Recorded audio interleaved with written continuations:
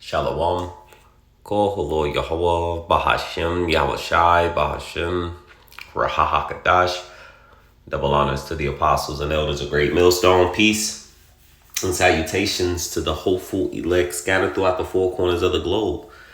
My name is Barad the Ball, coming to you from the GMS campus, Indianapolis. And to all those listening and learning, to you, I say Shalom. Especially to you so-called blacks, Hispanics, and Native Indians that make up the 12 tribes of Israel. The title of this is actually in the First Thessalonians, which goes into abstaining from all appearance of evil, adultery. So I was scrolling through, of course, and I came across Kaya Sina and I Show Speed. Now, of course, I don't pretty much subscribe to their content. I don't really know much of like what they stream. As you can see, I may even mispronounce the one guy who's holding the phone, his name. But they do content, and in the process of their content and traveling and all of that, and the different celebrities and products that they endorse, celebrities that they haven't come to their streaming, the viewers in the millions. They also, will have many women, of course, because that's a thing, when it comes to this world, possessions. You have cars, clothes, being able to travel, having money. And then, of course, part of that possession is women. And so just different thoughts are coming to mind because when you look in the book of Exodus, it tells you, in the book of Exodus, where it goes into the 10 Commandments, the things that thou should not covet. And it tells you, thou should not covet thy neighbor's wife, thy neighbor's house, manservant, cattle, anything that is thy neighbor's, roughly paraphrasing, which shows you that even a woman, is the possession of a man.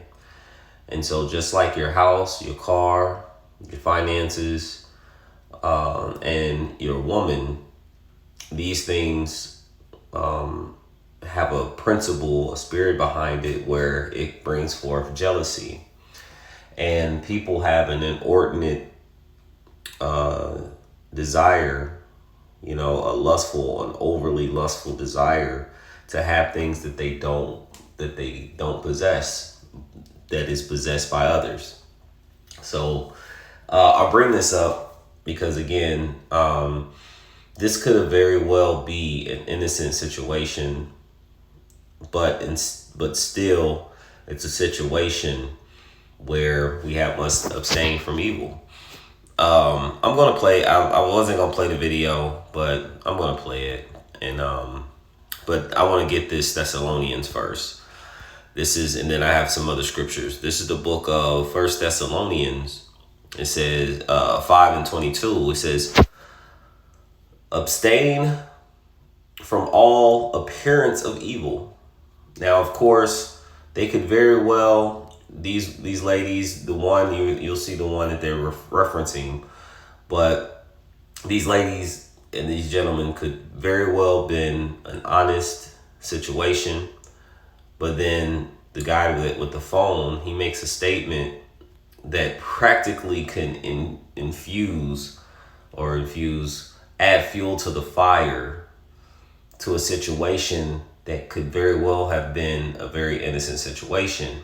But because of the circumstances, it appears to be something that it's not. So, let me get another scripture here. This is just one in Exodus 20. It says, matter of fact, let's get the whole chapter because I did make the mention of the one. Let's get Exodus 20, verse 14. It says, thou should not commit adultery. All right. You say thou shalt not steal, right? Because again, when you seduce or influence another man's woman, them being the weaker vessel, not giving them full, out, because they are accountable. If you got a husband, you can't blame the man fully. If you're a woman and you, knowing you have a husband or have a boyfriend, have a man that you are tied to, but to give yourself spiritually, emotionally, and in any sort to another man. But it says, thou shalt not covet thy neighbor's house, thou shalt not covet thy neighbor's wife, nor his manservant, nor his maidservant, nor his ox, nor his ass, nor anything that is thy neighbor's. So just to show you, these are all possessions of your neighbor. And in this video, your neighbor is your fellow Israelite. Okay. Now, of course, the other nations, we follow the laws. So just because these laws were given to the so-called blacks, Hispanics, and Native Indians that make up the 12 tribes of Israel, it still doesn't give us a right to commit adultery with other nations who are not given this law, or to steal, because we are held to a higher standard than the rest of the world. That's the whole reason why Yahweh B'Ashem Yahushai said that we should be holy, for he is holy. What is that holy going to? Set apart. And what has he given us? Set apart laws that pretty much governs our mind, body, and spirit, our complete life. Okay? For this is our life, and this keeps us out of trouble. It tells us in Proverbs, how it when wisdom enter into thee and knowledge is pleasant unto thee, it's the discretion should be given unto us, right? Knowing how we should walk, how we should move, knowing that this isn't a good idea, okay? Making better judgments because we have the spirit of Yahweh Shem Yahushua upon us. So knowing that you are sitting down with another man's woman, the Lord will give you it will put it in your spirit, because you have his word, to know that this is not a good situation, and you get yourself out, move yourself out of it. So I'm going to, let me see.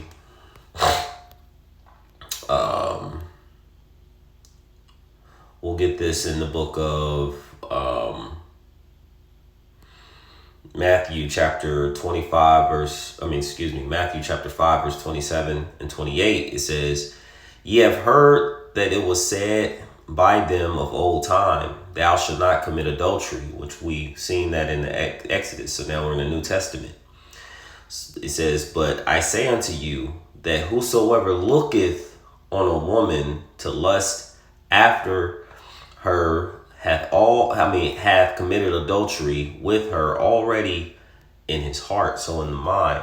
Now the situation is this: when you look at a woman in today's time, they may have a ring or they may not have a ring. You see a woman, of course, for men, you're gonna in the age in which we're living in, you're gonna see a beautiful woman. You're gonna be enticed by her beauty, maybe the way she speak, how she act, certain things. So that's not, there is a form of lust or a desire that we do have, right? But it's the inordinate desire. The desire when you then see a woman and you want to talk, you go to talk to her, and then she tells you, I have a husband. People in today's time, men, when you see it all the time, the next statement is, can you have a friend? Or are you happy? Taking it to a whole nother level. So when you see a woman and you're speaking with her, like, right, you go to talk to her, and even if she's with it, she's with it. She's like, hey, I have a husband, but I'm down. Now the ball's in your court to be a man and say no, and to get out of that situation, because now you know the situation. So that's where it goes. You lust after a woman especially when you know that she is taken by another man. you've already committed adultery in your heart, because that's the thought mindset. When you talk to her, she says, I have a man. And then you go into the next level of, can you have friends or something like that, right? So let's go ahead and we're going to play this video, and then I'll get the last descriptions and we'll end it. Hey, who are you, bro? Yo, bro, what y'all doing with my girl on the internet and shit, bro? Hey, we was just making content, bro. Bro, like, I don't give a fuck about that content shit, but I don't do that shit, bro. It's real life, nigga. I'm sorry, bro. Yo, bro. Hey, listen here. This is the reason why I did not. This is the reason. To me, first off, why is she even there, bro? Put her on the phone, bro. No, I'm not. I don't have nothing to do. I'm telling you, I'm not asking you. I'm telling you to put her on the phone. Babe, relax. Hello? We're just strangling. It's nothing. I don't give a fuck. I told you I was coming here. I don't want to hear shit. I told you I was gonna be here. I get that, but you ain't tell me what you was gonna be doing. You over here. My car police. I was not shaking my ass. Why? So her, telling her, man, she's about to be, kicking it with these other guys, that's a whole other thing in itself,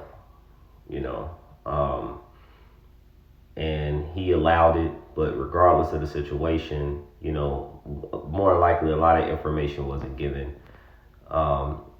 And so he's like, well, why are you in the bed? So these things can lead to other things. Okay. Are we gonna die? Yo, hey, bro. What you doing when you leave the room? What you doing when you leave the room? Hey, bro. She about to leave, bro. Wait, she better leave. I'm not gonna lie. They left the room and fucked. Obviously. I'm on my way, nigga. Oh. I'm about to call the police. So we'll leave there. So again, that is what can spark a situation. So this is the book of Ecclesiastes or Ecclesiasticus, Sirach, chapter 9, verse 9. It says, sit not at all with another man's wife, nor sit down with her in thy arms. And they are in the room, a private room. And then you heard what the guy said. And so it could completely be a lie, what he said, but now you've planted a seed for this man to run with. He's already in a jealous jealous mindset. He says, and spend not thy money with her at the wine. And again, when you're streaming, you're bringing in food, y'all eating, you're having drinks. You got your fans watching, and they're egging on and telling you to do certain things, and making bets and dares and things like that.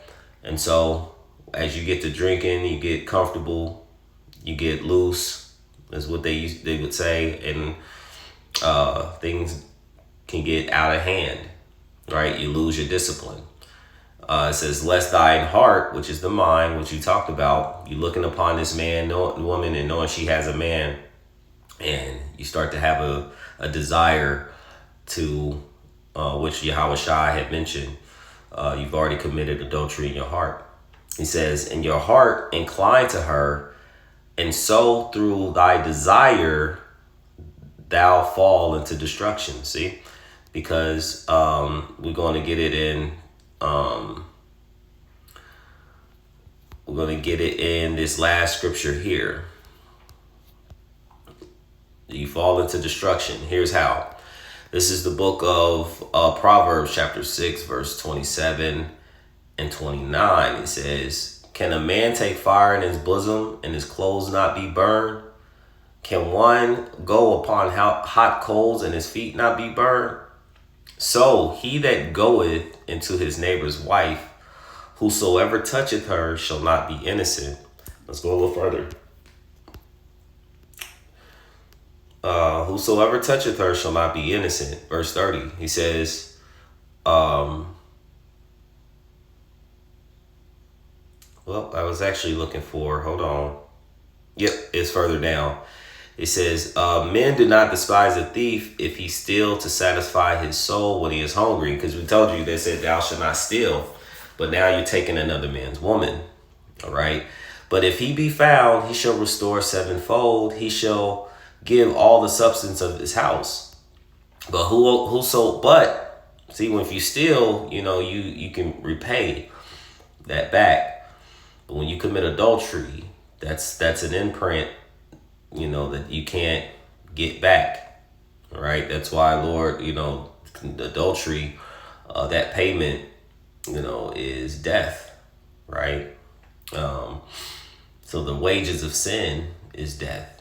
But you'll see, he says, whosoever committeth adultery with a woman lacketh understanding. He that doeth it destroyeth his own soul. And that's where you seen in Ecclesiastes or Sirach 9:9. A wound and dishonor shall he get, and his reproach shall not be wiped away. Because now that is set as you being an adulterer. Right? Or sometimes they'll look at women, in the world and be like, home wrecker or something like that. You'll have these different reproaches placed upon you. People don't want to be around you if they have women, and then they're like, oh, well, can't be around him or hang with him because he's known to try to lay with your woman. And you have people that are like that. It says, who committeth adultery with the woman lacketh understanding. He that doeth it destroyeth his own soul. A wound and dishonor shall he get, and his reproach shall not be wiped away. For jealousy is the rage of a man. And that's why I took the guy's speed, say, hey, I'm about to call the police. So it may have been an innocent situation, but because of what was said between these guys, and instead of her just getting up and leaving, like, hey, I'm leaving, it escalated, or at least from what was shown. It says, for jealousy is the rage of a man, therefore he will not spare in the day of vengeance. He will not regard any ransom, so there's nothing that you'll be able to pay him. Neither will he rest content, though thou givest many gifts. So, that's a stain, a dishonor, and it could lead to you being, no matter what you have in this life, you be able to give to repay for adultery, especially if a man is in the mindset of vengeance and giving payback for it. And of course, we know spiritually too, this goes into the spirit of our people and Yahweh Shai through the spirit, because there's also a spiritual adultery, going into other nations and things like that. But the main point that I wanted to get is, abstain for all appearance of evil. So I hope that this lesson was edifying, uplifting, and exhorting to the elect body of true believers of Yahweh, Ba'ashem, Yahweh Shai, Ba'ashem, Rakakadash. Before I end, I'd like to give all praise, honor, and glory to Yahweh, Ba'ashem, Yahweh Shai, Ba'ashem, Rahakadash. Double honors to the apostles and elders of Great Millstone. Peace and salutations to the hopeful elect scattered throughout the four corners of the globe. Until next time, although listening and learning to you, I say Shalom.